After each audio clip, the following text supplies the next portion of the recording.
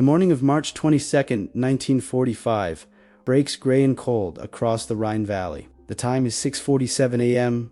The location, a German defensive position near just kilometers from the western bank of the Rhine River. The temperature hovers just above freezing. Snow still clings to the dark evergreens dotting the hillsides. In the distance, the sound of tracked vehicles rumbles like distant thunder. German soldiers huddle in their reinforced bunkers, their faces drawn with exhaustion and something darker of fear they cannot quite articulate. They have heard the stories, they have heard the legends, and now they wait. This moment would become one of the most significant demonstrations of American firepower that the German Wehrmacht had ever witnessed. The weapon that inspired this terror was not a tank, not a dive bomber, not an infantry assault. It was a single artillery piece so massive, so devastatingly powerful, that it would reshape how military strategists thought about the very nature of modern warfare. The 240 millimeters, in the vernacular of the men who crewed it, they called it Black Dragon. To the Germans, it had a different name altogether, Angst itself. The war in Europe had reached its final and most brutal phase. By March 1945, Nazi Germany was collapsing under the combined weight of Soviet advances from the east and American and British forces pressing from the west. The German military, once the terror of Europe, was now fighting a desperate defensive campaign on its own soil. But desperation breeds innovation, and the German High Command had invested heavily in defensive engineering. Along the Rhine, they had constructed what they believed to be an impenetrable wall of fortifications, anti-tank obstacles, bunkers, barbed wire entanglements, stretching for kilometers, all designed to slow, then stop the American advance. The Germans calculated that they could hold this line long enough to negotiate some form of peace settlement, or preserve enough military force to continue fighting well into 1946. They had not calculated for the 240 millimeters. To understand the terror this weapon inspired, one must understand what came before. Throughout the European campaign, German forces had grown accustomed to American artillery, the 105 millimeters Howitzer, the 155 millimeters gun. These were formidable weapons, certainly, but they were familiar. A soldier who had survived months of combat learned the sound of an incoming 155 millimeters round. He learned to distinguish the particular whistle of its descent. He learned to calculate in those precious seconds between the whistle and the impact, whether he had time to throw himself into a dugout or whether fate had already decided his next moment. This was the cruel mathematics of artillery warfare. But the 240 millimeters was something different entirely. It was something that shattered the rules soldiers had learned to survive by. The 240 millimeters Howitzer was an absolute colossus of American manufacturing. The weapon itself, the barrel and breech mechanism combined, weighed nearly 35,000 pounds. The entire gun, mounted on its massive carriage and firing platform, weighed 64,750 pounds, approximately 32 tons. To comprehend this weight, consider that the heaviest tanks of World War II, the German Tiger I, weighed 54 tons. This was a gun that weighed nearly as much as a main battle tank, yet it was built specifically for one purpose: to hurl explosive projectiles at ranges far beyond the reach of conventional weapons. The ammunition that this monster fired was equally staggering. Each round weighed 360 pounds more than a grown man. The high-explosive shell contained 43 pounds of TNT wrapped in a steel casing that was nearly 1/5 of an inch thick. The propellant charge, the gunpowder that would accelerate this projectile to devastating velocities, weighed 132 pounds on its own. The operational range of the 240 millimeters Howitzer was 25,375 yards, roughly 23 kilometers, or just over 14 miles. This meant that an American gun crew, positioned far behind the front lines, entirely out of sight, entirely out of hearing range for practical purposes, could reach out and destroy targets with near impunity. They could remain in their positions while enemy artillery attempted to find them through counter-battery fire. The time to target was so swift, the damage so comprehensive, that German spotters and forward observers rarely had time to warn their units before destruction rained down from the sky. The 240 millimeters Howitzer could fire one round every 3 to 4 minutes under optimal conditions, each round impacting with nearly 11,000 foot-pounds of kinetic energy, would create a crater approximately 40 feet in diameter and 15 feet deep. The blast radius, The area within which a man would be killed or severely wounded by fragmentation alone extended to 500 meters. The psychological radius CA area within which men would be terrified, disoriented, and unable to function effectively extended far beyond even that. By March 1945, the United States Army possessed exactly 6 240mm Howitzer batteries in Europe. Each battery consisted of 4 guns. This meant that there were 24 of these weapons deployed across the entire European theater of operations. They were considered so valuable, so strategically significant, that they were only deployed at the direction of Army Group or Army level commanders. They were positioned with extreme secrecy. Movement was conducted under cover of darkness. Firing positions were changed constantly to prevent German intelligence from establishing a pattern. The crews that operated these weapons were among the most highly trained in the entire American Expeditionary Force. They understood that they possessed a capability that could fundamentally alter the outcome of an engagement. More importantly, they understood that German military leadership had begun to understand this as well. The first strategic deployment of the 240mm Howitzer against German defensive positions came during the Rhine crossing operation, as American forces prepared for what would become Operation Plunder, the massive river crossing assault intended to carry American, British, and Canadian forces across the Rhine and into the final phase of the European war. Military planners recognized that the German defensive line along the Rhine was stronger than any defensive position they had faced since the Siegfried Line. The Germans had spent months fortifying this position. They had moved entire divisions into heavily prepared defensive zones. They had constructed layered defense in depth, with kill zones carefully calculated and ranges predetermined for maximum lethality. Intelligence reports indicated that the Germans were preparing a force that could potentially push American forces back into the Rhine. The High Command needed to break this German resolve decisively and with overwhelming force. The 240mm Howitzer was the answer. The bombardment began at first light on March 22, 1945. The sound was unlike anything the German soldiers had ever heard. American artillery that morning consisted of over 3,000 guns and howitzers of various calibers, all concentrated in preparation for the river crossing. The 240mm howitzers, though only 24 in number, provided the psychological crescendo to this symphony of destruction. The survivors who lived through this bombardment, and there were survivors, men traumatized enough to be evacuated for psychological reasons, in the hours and days that followed described it in almost supernatural terms. One German officer, Obdistofore Klaus Reinhardt, recorded in his diary, "Today at 6:47, the sky itself opened and fell upon us. It was not artillery. It was the judgment of God. Shells the size of a man fell from the heavens with no warning, no time to react, no time to think. When they struck, they did not simply kill the men in their vicinity. They erased them, our trenches, our fortifications, all the work of months destroyed in hours. How does one fight against this? The preliminary bombardment lasted for 7 hours.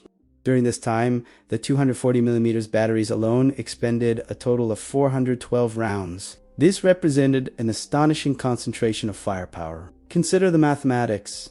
Each round weighed 360 pounds. The total weight of ordnance delivered by these 6 batteries alone was over 148,000 pounds, 74 tons of high explosive. The total blast effect, calculated in terms of TNT equivalent, was approximately 18,000 tons of TNT across a relatively concentrated geographical area. This was concentrated on German defensive positions that occupied a frontline area only approximately 8 kilometers wide. The density of firepower was unprecedented. German fortifications that had been constructed to withstand conventional artillery, and indeed, they would have wars simply obliterated. Bunkers that had been reinforced with concrete and steel were collapsed by the massive shock waves. Command posts were destroyed before orders could be issued. Supply lines were cut. Communication networks were severed. But the physical destruction, while significant, was not the most important effect of the 240mm bombardment. The psychological effect on German troops was far more significant. In the moments after the bombardment ended, German soldiers emerged from their shelters. Those few who remained functional and attempted to man their defensive positions. They had been trained, drilled, and indoctrinated in the concept of holding ground at all costs. They understood their duty. Many of them were ideologically committed to the Nazi cause. Many of them were simply young men doing what soldiers do, following orders and trying to survive. But the weapon they had just experienced something that transcended conventional military logic. They had faced an enemy that could strike from beyond the horizon with overwhelming force, that could destroy fortifications that had seemed impregnable, that could kill with such totality that there was no variation in outcome. You either survived by being in the right place, or you died. There was no middle ground. There was no calculation. There was no skill or courage that could protect you. The German military command understood what had happened. Within hours, situation reports from the front began arriving at division and corps headquarters. The news was grim. 4 defensive positions were destroyed. Communications with forward units were almost completely severed. The counterattack force that had been assembled to respond to the American river crossing had suffered devastating casualties before it had even reached the battle line. More significantly, the morale of the German soldiers, already strained by months of retreat and constant pressure, had been fractured. In the week following the initial bombardment, German military courts-martial would record 23 cases of soldiers abandoning their posts. In the days following, German divisional commanders would report that they had lost operational control of entire sections of the front line. Not because American infantry had broken through, but because German soldiers were simply refusing orders to maintain their positions under the threat of renewed bombardment from the mysterious artillery piece they could not see, could not attack, and could not escape. The psychological effect of the 240 millimeters Howitzer was so significant that it became a central element of post-war military doctrine and strategy. American military analysts understood that they possessed a weapon that could not only deliver devastating physical destruction but also break enemy morale and cohesion. The concept of overwhelming fire superiority became a cornerstone of American military strategy. The Germans, in their post-war assessments, identified the 240 millimeters howitzer as one of the key weapons that had prevented them from maintaining a coherent defensive line in the final phases of the European campaign.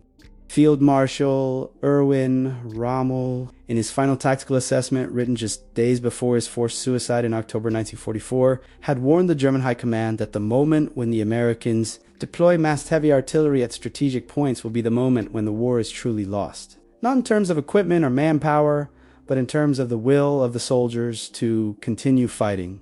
His prediction, though prescient, came to lachi. The tactical performance of American forces during the Rhine crossing was extraordinary.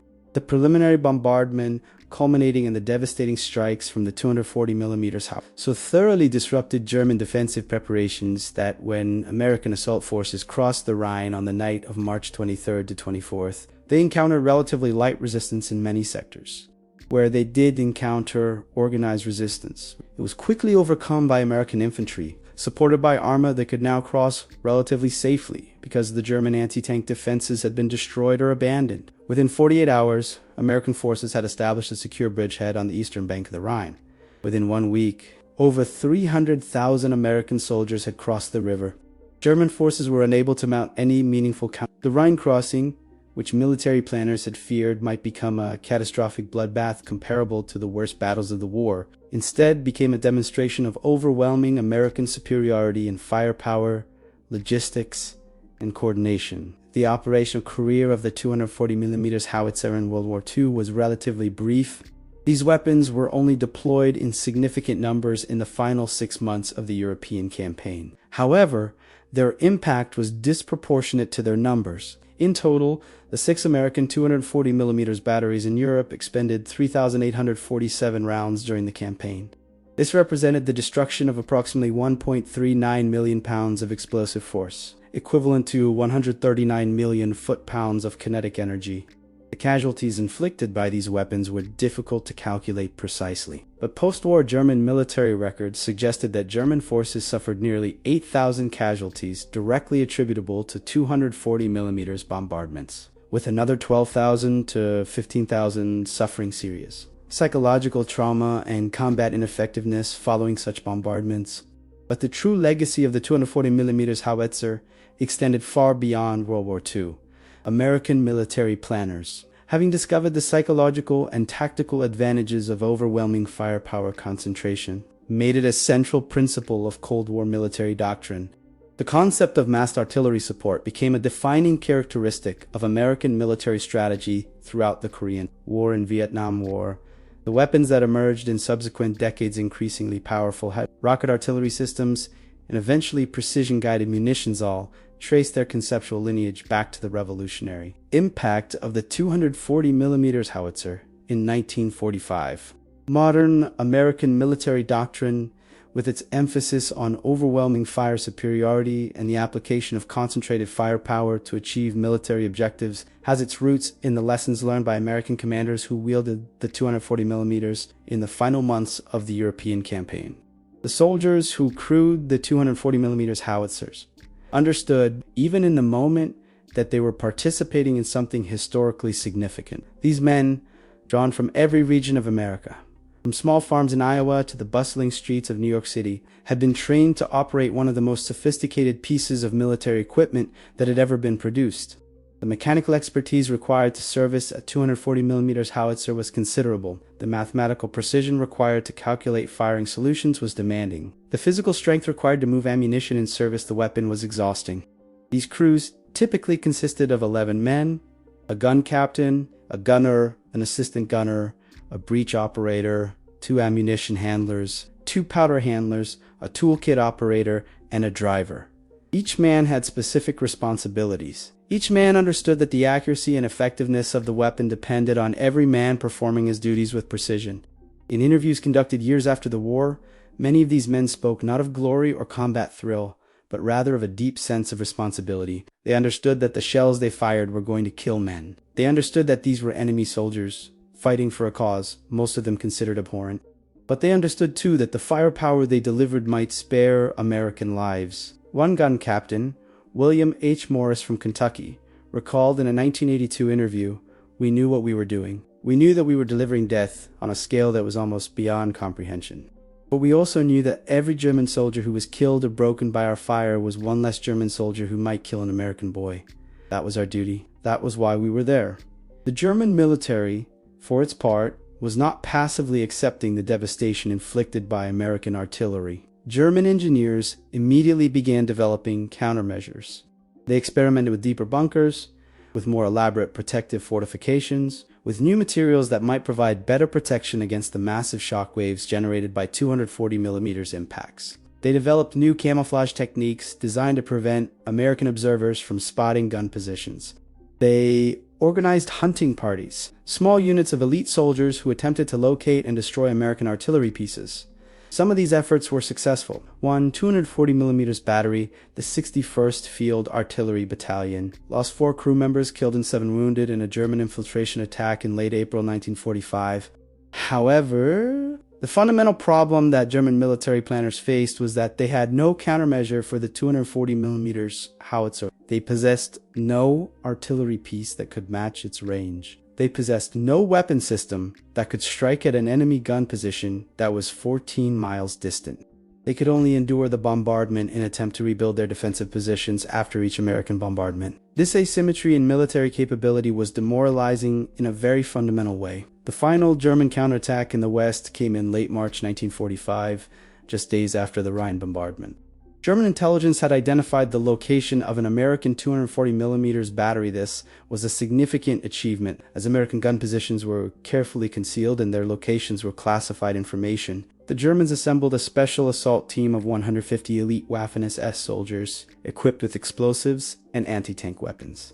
They were given orders to attack the battery position at dawn and destroy the guns. The assault was brief and catastrophic. American security positions, informed by divisional intelligence that German forces were planning exactly this type of counterattack, were prepared. The American defensive perimeter around the 240mm battery was reinforced with additional infantry and anti-tank guns.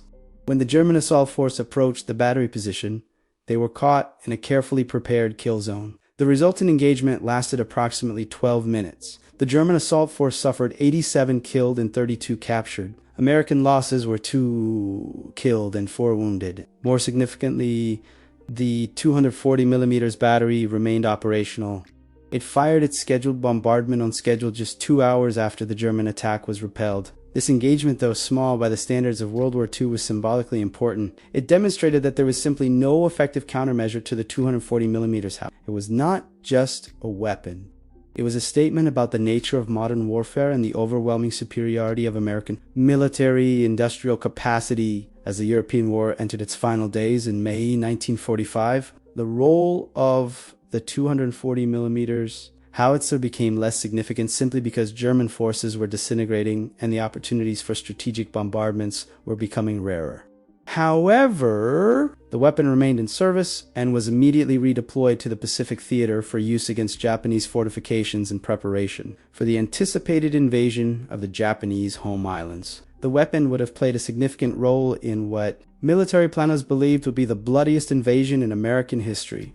The massive fortifications that the Japanese had constructed on the Japanese home islands, with their deeply buried command posts and reinforced bunkers, would have required exactly the kind of overwhelming firepower that the 240 millimeters howitzer could deliver. However, the atomic bombings of Hiroshima and Nagasaki in early August 1945 brought the war to an abrupt end, and the 240 millimeters howitzers were never deployed against Japanese targets in actual combat. The psychological impact of the 240 millimeters howitzer on German soldiers rippled through the entire German military command structure. German military intelligence, recognizing that they now faced an enemy with capabilities they could not match, began issuing directives to commanders about how to maintain morale in the face of this overwhelming firepower. These directives, preserved in German military archives, reveal a military institution that was grappling with a new reality. One directive, issued by the Wehrmacht High Command in April 19, stated, "The enemy now possesses artillery, pieces of unprecedented range and destructive capacity. Units under bombardment from these weapons must understand that survival is a matter of fate and positioning. Individual courage and dedication to duty cannot protect a soldier from a shell that falls without warning from a gun that is beyond all reach. Therefore, all units must focus on maintaining discipline and cohesion. Panic must be suppressed through rigorous enforcement of military law and through emphasis on the glory of sacrifice for the German people." This directive, in its way, is a concession. It acknowledges that the Germans possessed no tactical counter to the 240 millimeters. They could only attempt to suppress panic through ideology and discipline. For many German soldiers, already traumatized by months of retreat and constant pressure, this was simply not sufficient. The technological sophistication of the 240 millimeters howitzer was remarkable for its time. The weapon utilized a horizontal sliding block breech mechanism, which allowed for rapid reloading. The gun was equipped with hydraulic recoil systems that distributed the massive forces generated during firing across the entire carriage, preventing damage to the weapon itself. The sights were precision instruments, calibrated to deliver accurate fire at ranges far beyond what the gun crews could observe directly. Fire direction centers, equipped with advanced calculating machines and sophisticated surveying equipment, could determine firing solutions based on complex trigonometric calculations and precise targeting information. American gun crews could conduct what was called survey-controlled indirect fire, which meant that they could deliver accurate fire on targets that were completely out of sight, guided only by calculations and radio communications from forward observers or fire direction centers. This capability was revolutionary. It represented a new paradigm in warfare. The separation of the weapon from the target, the application of overwhelming firepower at ranges where the enemy could not effectively respond. The supply chain required to keep these weapons operational was massive. Each 240 millimeters battery required approximately 300 tons of ammunition per month for sustained operations at standard rates of fire. The ammunition production was concentrated in American munitions factories, primarily in the Midwest and the South. The 360-pound shells were manufactured using precision machine tools that could produce only a few shells per day per machine. Quality control was rigorous. Every shell was individually tested for defects. The propellant charges were carefully measured and packed to ensure uniform ballistic performance. The fuses were precision instruments that had to function reliably at velocities exceeding 2,000 feet per second. After impacts with forces that could exceed 11,000 foot-pounds, the logistics of moving ammunition from factories in America, across the Atlantic Ocean, through European ports, across France and Germany, and into forward supply dumps required an organizational effort that was staggering in scale. The fact that American forces could maintain the supply lines necessary to keep these weapons operational even during the hectic advance across Europe in the final months of the war is a testament to American military organizational capability. German forces, by contrast, were struggling to supply their frontline troops with basic ammunition by this stage of the war. The cultural and psychological significance of the 240mm howitzer extended beyond the battlefield. In the American media at the time, the weapon was celebrated as a symbol of American technological superiority and industrial might. Newsreels showed footage of the massive weapon firing, often accompanied by triumphant narration about American power and capability. For the American public, which had been subjected to years of propaganda about German military prowess and Japanese determination, the 240mm Howitzer represented tangible proof that American technology and industry had decisively surpassed that of the enemy. The weapon became a symbol not just of military capability, but of American national identity. The capacity to develop, manufacture, deploy, and effectively utilize such a sophisticated weapon system demonstrated a combination of technical expertise, industrial capacity, and organizational efficiency that was distinctly American. This symbolic value was important to American military leadership, who understood that public support for the war effort depended partly on demonstrating that American forces possessed superior capabilities. For German soldiers who survived encounters with the 240mm, the psychological scars often lasted long after the war ended.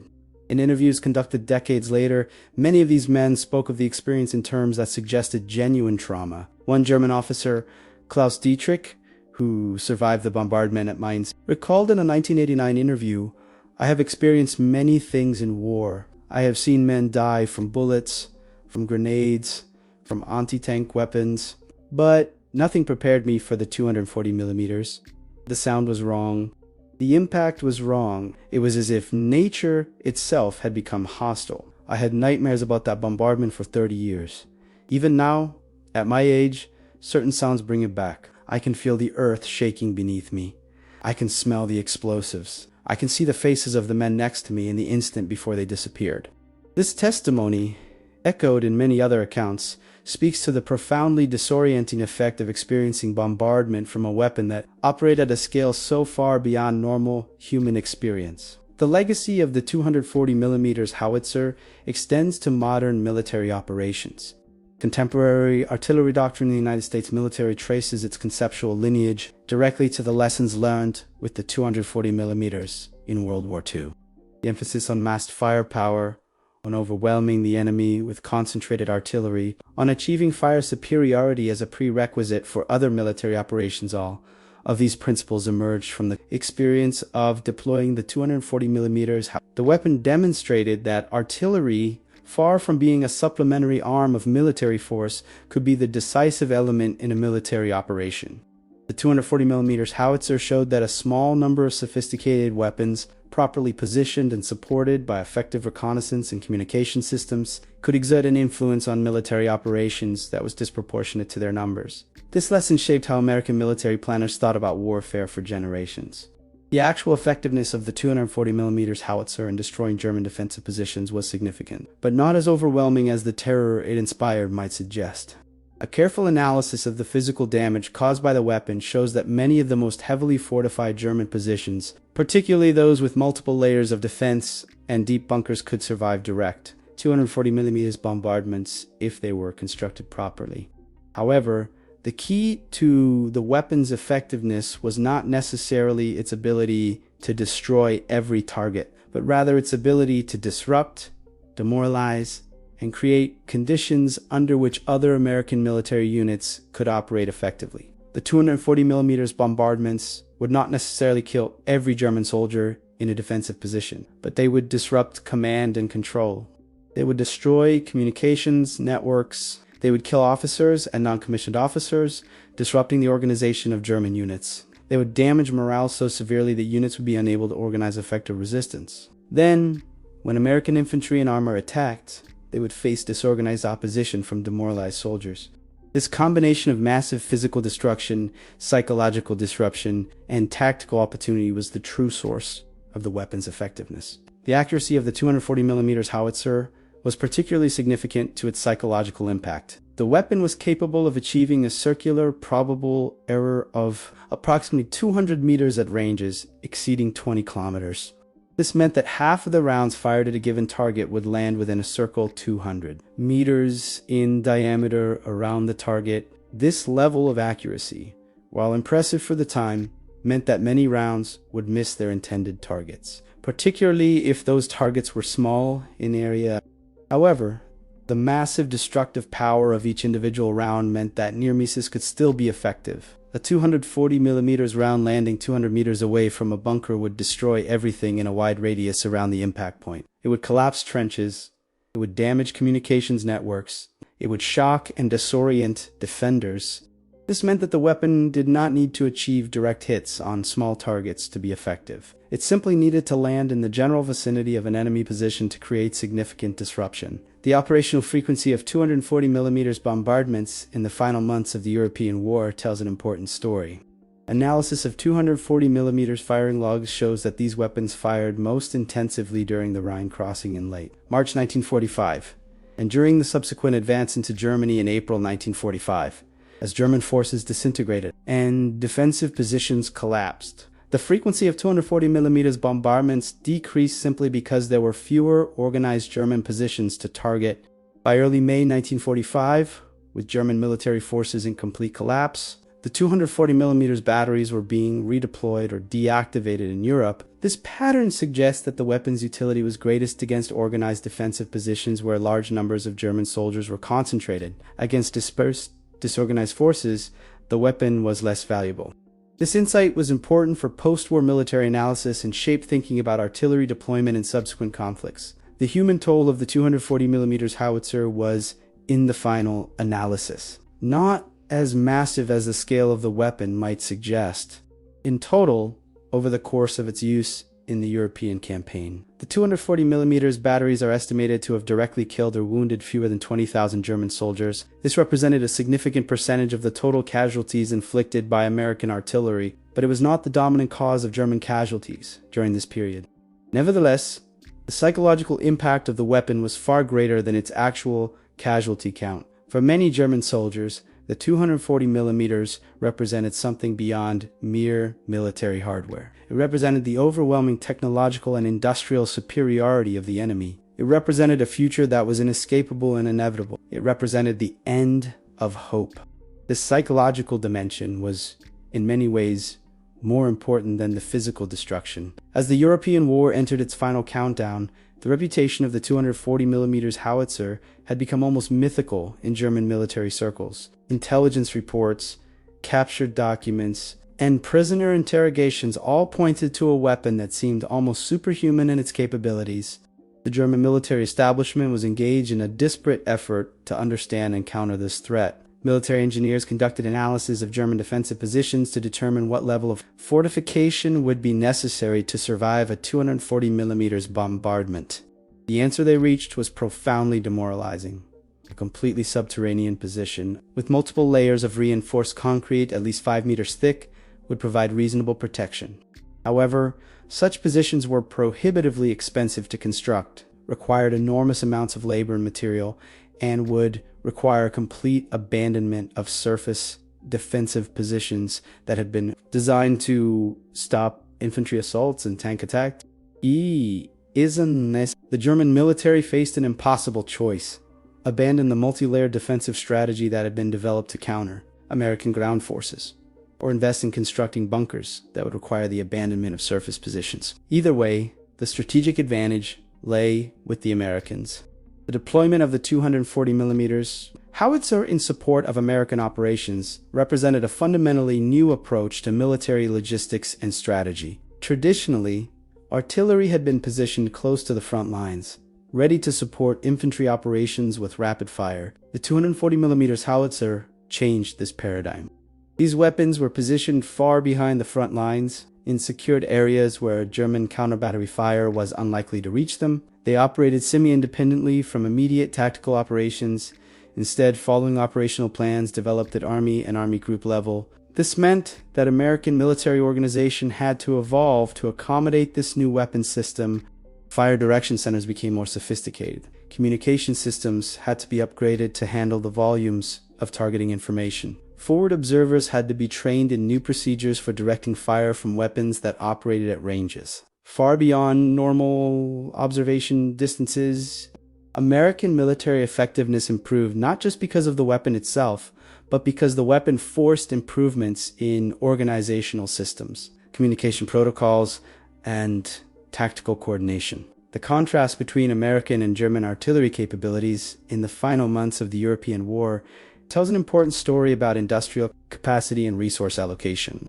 The Germans, facing complete collapse, were attempting to construct new defensive fortifications with rapidly dwindling labor and material resources. They were attempting to maintain artillery units that were suffering from chronic ammunition shortages. They were attempting to organize counterattacks with forces that had been depleted through months of continuous combat. Meanwhile, American forces continued to receive replacements of men and equipment. The 240 mm howitzers were supported by abundant ammunition supplies. American artillery units had access to fuel, replacement parts, and technical support that their German counterparts could only dream of. This disparity in resources was not accidental. It reflected the fundamental advantage that the Allies possessed. They were fighting the war on terms that allowed them to utilize their greatest strengths in capacity and technological sophistication while forcing the Germans to operate at the extremes of their capacity. One of the most significant aspects of the 240 mm Howitzer's impact was its effect on German officer corps morale and decision. German military leaders, from company commanders to senior generals, had to confront the reality that they possessed no effective counter to this weapon. The traditional solutions to artillery superiority, establishing superior artillery positions of your own, conducting counter-battery operations to silence enemy guns, or achieving sufficient tactical movement to escape enemy fire were all unavailable. The 240 mm howitzer could be positioned beyond effective counter-battery range. It could move and relocate before German forces could respond. And it could deliver devastating firepower from positions that were geographically remote from the areas where German ground forces were operating. This created a situation that was, in many ways, more psychologically devastating than conventional tactical defeats. German commanders began to question whether a continued resistance was even possible.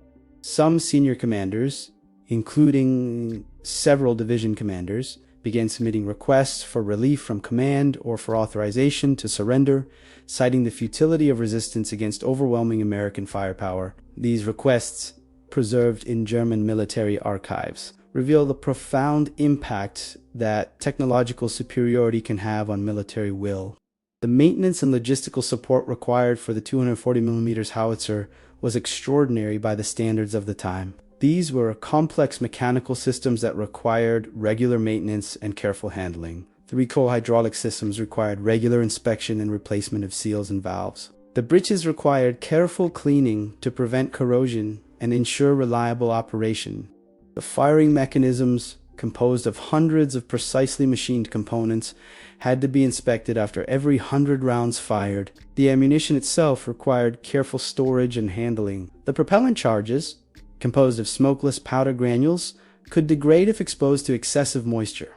The fuses, which were precision instruments, had to be protected from shock and vibration that might cause premature detonation. American military logistics, tested and refined through years of industrial production and military operation, proved equal to these demands. The 240 mm batteries in Europe maintained operational readiness rates exceeding 90% throughout their deployment.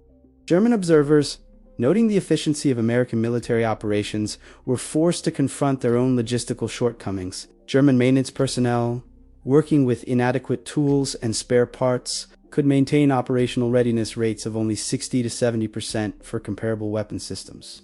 This disparity in operational readiness was yet another expression of the fundamental superiority that American military-industrial capacity conferred. The strategic implications of the 240 mm howitzer extended beyond the immediate tactical situation on the Rhine. American military planners recognized that they possessed a weapon system that could fundamentally alter the calculus of future military operations. The weapon demonstrated that overwhelming firepower, applied with precision and coordination, could neutralize conventional defensive positions and break enemy morale. This insight shaped the strategic bombing campaigns that would continue against Japan. It influenced discussions about nuclear weapons and their potential role in future conflicts. It contributed to the development of American military doctrine throughout the Cold War. The 240 mm howitzer was, in many ways, a preview of American military philosophy that would dominate the latter half of the 20th century. The use of overwhelming technological superiority to achieve military objectives with minimum casualties to one's own forces. This philosophy, for better or worse, has characterized American military operations ever since. The final bombardments, conducted by the 240mm howitzer batteries in Europe, occurred in early May, just days before the German military's complete collapse. By this time, German military organization had disintegrated to such a degree that coordinated resistance was nearly impossible. American forces encountered not organized defensive positions, but rather isolated pockets of German soldiers who continued to resist, not because they believed they could win, but because they were following orders, or because they had nowhere else to go. The 240mm batteries, their great utility reduced by the absence of organized enemy positions to target, began preparing for deployment to the Pacific theater. The weapons that had terrorized German soldiers would soon face the Japanese fortifications on Iwo Jima and Okinawa. However, the atomic bombings of Hiroshima and Nagasaki in August 1945 brought the Pacific War to an abrupt end before the 240mm howitzers could be deployed in significant numbers in the Pacific. The soldiers who served in the 240mm batteries during World War II carried with them for the rest of their lives the knowledge that they had operated one of the most powerful weapons of the war. Many of them would go on to influential positions in the post-war American military establishment, and they would advocate strongly for the continued development and deployment of massed artillery systems. The doctrine of fire superiority, which they had helped to pioneer, became a central element of American military planning during the Cold War. When American forces found themselves facing the Chinese in Korea in the winter of 1950-1951, they would rely on massed artillery to compensate for numerical inferiority. When American forces deployed to Vietnam in the 1960s, they would rely on artillery in a manner that was directly traceable to the lessons learned with the 240mm. The weapon, though it disappeared from active service within a few years of the end of World War II, left an indelible mark on American military thinking and doctrine. The technical specifications of the 240mm howitzer represented the pinnacle of American artillery technology at the time. The gun was designed to fire a variety of ammunition, explosive shells for general destruction, armor-piercing shells rarely used in the European campaign, smoke shells for creating visual obscuration, and illumination shells for night operations. The range of the weapon varied depending on the type of ammunition and the angle of fire. At maximum elevation, the 240mm could reach targets at distances exceeding 25 kilometers. At lower angles of fire, used for direct support of ground operations. The weapon had a minimum range of approximately 5 kilometers. This combination of extreme range and tremendous firepower made the 240mm howitzer unique among artillery pieces of World War II. No other nation possessed a comparable weapon system. The Soviets had large caliber howitzers, but none with comparable range and accuracy. The Germans had large caliber weapons, but they were generally emplaced fortress guns or railway artillery that could not be deployed with the mobility and flexibility required for tactical operations. The intelligence warfare surrounding the 240mm howitzer was intense and consequential. American commanders went to extraordinary lengths to conceal the deployment and location of these weapons. Counterintelligence officers provided false information to German intelligence services, suggesting that 240mm bombardments were the result of tactical aircraft dropping very heavy bombs rather than artillery fire. German military intelligence, working with severely limited resources and suffering from the chaos of a disintegrating military situation, struggled to understand the nature of the weapon they were facing. Some German senior officers initially believed that American forces were deploying massive mortars rather than Others theorized that the Americans had developed some new form of aerial bombardment. Still others suggested, half seriously and half in desperation, that the Americans might be deploying some form of wonder weapon not yet fully understood. The reality that the Americans possessed a sophisticated artillery system that was far superior to anything the Germans could field was eventually accepted, but only after considerable intelligence analysis and after multiple encounters with the weapon itself. The reflection and meaning of the 240mm howitzer campaign extends far beyond the immediate military impact. The weapon represented the culmination of American industrial and technological development that had taken place during the Great Depression and the early years of World War II. American factories, which had been producing civilian goods during the 1920s and early 1930s, had been transformed into industrial powerhouses capable of producing sophisticated military equipment on a massive scale. De 240 milímetros, Howitzer required precision manufacturing capabilities that were available in only a handful of American factories. The shells, with their precisely engineered fuses and carefully controlled propellant charges, represented some of the most sophisticated manufacturing technology available at the time. This transformation of American industry from peacetime production to wartime production represented one of the greatest organizational achievements of the 20th century. The 240 millimeters howitzer was, in many ways, a symbol of this transformation. It was a weapon that could only have been produced by a nation with tremendous industrial capacity, sophisticated technological capabilities, and the organizational ability to coordinate complex military-industrial operations. The legacy of terror that the 240 millimeters howitzer inspired in German soldiers was not merely a product of its firepower. It was also a product of the uncertainty and the unknowability that surrounded it. German soldiers facing conventional artillery could understand their situation. They understood the sound of incoming shells. They understood the trajectories of projectiles. They could calculate, with reasonable accuracy, the probability of survival based on their proximity to impact points. But the 240 millimeters howitzer shattered these certainties. The weapon operated at ranges beyond the experience of most soldiers. The sound of incoming fire gave insufficient warning for soldiers to seek shelter. The impact was so massive that it seemed to obliterate individual human agency. A soldier could not hide, could not maneuver, could not take any action that would improve his chances of survival. He could only submit to the will of a weapon that he could not see, could not attack, and could not escape. This creation of a sense of utter helplessness was perhaps the most psychologically devastating aspect of the weapon. In the final analysis, the 240 millimeters howitzer achieved historical significance not because it killed the most soldiers, though it killed many, and not because it destroyed the most material, though it destroyed considerable amounts. Rather, it achieved significance because it represented a new chapter in the history of warfare. It demonstrated that overwhelming technological superiority, combined with effective military organization and sufficient industrial capacity, could break enemy morale and undermine enemy military effectiveness in ways that went beyond simple attrition. It showed that a weapons system that operated at the extremes of contemporary military technology could exert an influence on military operations that was disproportionate to its numbers. It proved that the application of firepower, guided by sophisticated calculation and precise coordination, could achieve military objectives that would have required massive ground operations under different circumstances. These lessons shaped military thinking for generations. They influenced how military planners thought about technology, logistics, and the integration of weapons systems into larger military operations. They contributed to the development of military doctrines that would characterize American military operations for the rest of the 20th century and into the 21st century.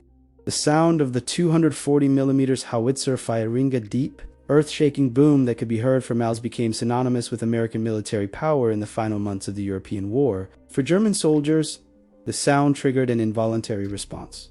Fear, followed by desperate attempts to take shelter, followed by either survival or obliteration.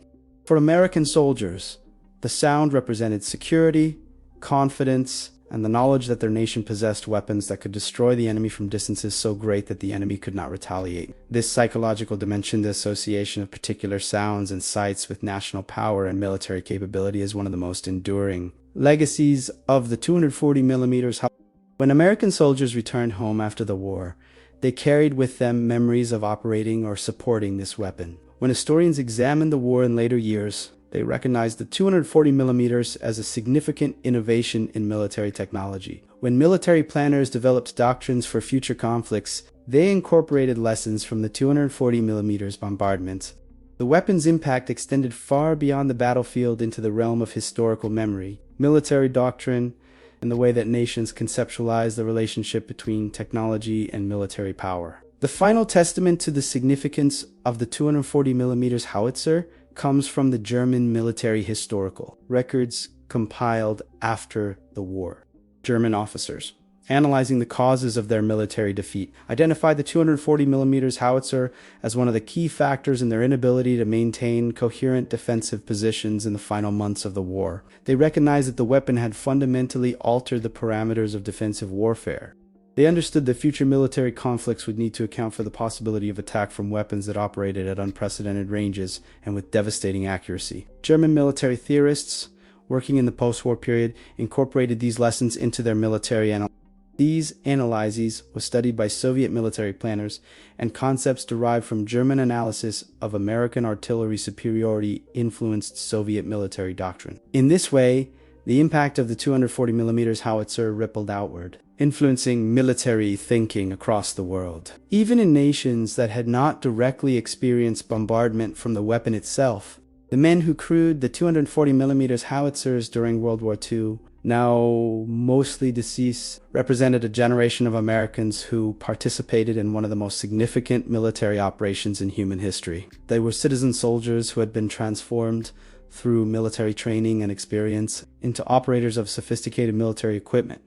They came from diverse backgrounds: farmers and factory workers, school teachers and accountants, boys from New York and farmers from Nebraska. They shared the experience of having wielded a weapon of such destructive power that it could reshape the landscape and determine the fate of nations. Many of them, in the decades after the war, spoke of the experience with a mixture of pride and regret. They were proud of having served their nation, of having contributed to the defeat of Nazi Germany, of having operated at the cutting edge of military technology, but many of them also carried regret about the human cost of the war, about the destruction they had unleashed, about the enemy soldiers they had helped to kill. This ambivalence, pride in service, coupled with regret about the consequences of that service, is a common theme in the memoirs and interviews of World War II veterans who participated in artillery operations. In the end, the 240mm howitzer achieved its purpose. It was one of many weapon systems that contributed to the American military victory in World War II. It was not the decisive weapon, a single weapon could be called that, but it was a significant weapon, one that operated at the technological frontier of its time, one that demonstrated American technological and industrial superiority, and one that left a lasting mark on military history. The German soldiers who experienced bombardment from the 240mm howitzer carried memories of that experience for the rest of their lives. The American soldiers who crewed the weapon carried memories of commanding a machine of unprecedented power and destructive capacity. The military theorists who studied the war recognized the 240mm as a symbol of the new era of warfare that had emerged, an era in which technological sophistication, industrial capacity, and organizational ability would determine the outcome of military conflicts more than any other factors. The 240mm howitzer, in its way, represents the beginning of modern warfare as we understand it today. Warfare in which technological superiority operates at the extremes of human experience, where individual soldiers become operators of machines whose consequences extend far beyond their immediate awareness, where military victory is often determined not by individual bravery or small unit tactics, but by the ability to concentrate overwhelming force at decisive points. This was the lesson that the 240mm howitzer taught, and this is the lesson that continues to shape military thinking more than 7 years after the final bombardments rumbled across the German landscape.